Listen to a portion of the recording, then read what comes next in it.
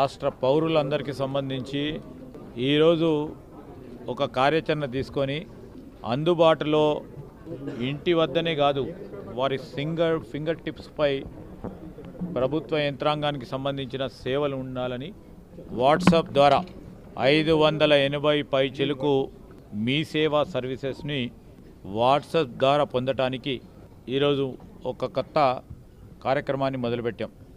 Digital governance ప్రజల జీవితాల్లో మార్పు తీసుకొచ్చే కార్యక్రమం ఆలోచన. తెలంగాణ రాష్ట్రం వచ్చిన తర్వాత ప్రజలకు సంబంధించి ఈ సాంకేతికపరమైన పరిజ్ఞానాన్ని ఉపయోగించుకొని వారి జీవితాల్లో మార్పు తీసుకొచ్చే కార్యక్రమం చేస్తూ ఉన్నాం.